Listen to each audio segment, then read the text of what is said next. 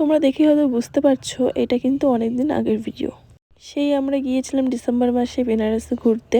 আর বেনারসে যাব আর অযোধ্যার রামলালা দর্শন করব না তাই তো কখনো হয় না। তাই আমরা ওখান থেকে আমরা একটা দিন বের করে নিয়ে আমরা চলে গিয়েছিলাম সকাল সকাল ব্রেকফাস্ট করে রামলালার দর্শন। ফাইনালি আমরা 4 ঘন্টা 5 ঘন্টা জার্নি করে চলে এসেছিলাম আমরা স্টেশনে। তোমরা জানো অযোধ্যা স্টেশনটা এত সুন্দর যে কিছু বলার নেই। আর জানো তো অনেকদিন থেকে ভেবে রেখেছিলাম আজকে ভিডিও শেয়ার করব, কাল ভিডিও শেয়ার করব, কারণ আমি সেই ডিসেম্বর মাসে গিয়েছিলাম অযোধ্যাতে আর বেনারসে। কিন্তু দেখো সেই আমার শেয়ার করতে করতে লেগে গেল 3 মাস। আর দেখো আমরা স্টেশনের ভিতরে চলে এসেছি। দেখো স্টেশনটা কতটা সুন্দর, দেখে মনে হচ্ছে কি এটা কোনো স্টেশন, দেখে মনে হচ্ছে না এটা কোনো এয়ারপোর্ট। যারা যারা গিয়েছো তারা তো নিশ্চয়ই জানো যে অযোধ্যার জায়গাটা কতটা সুন্দর। আর যারা যারা যাওনি তাদেরকে আমি বলবো নিশ্চয়ই কিন্তু তোমরা একবার যেও, খুবই সুন্দর।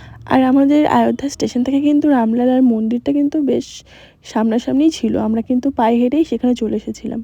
দেখো আমরা চলে এসেছি হচ্ছে প্রায় মেন গেটের সামনে মন্দিরে।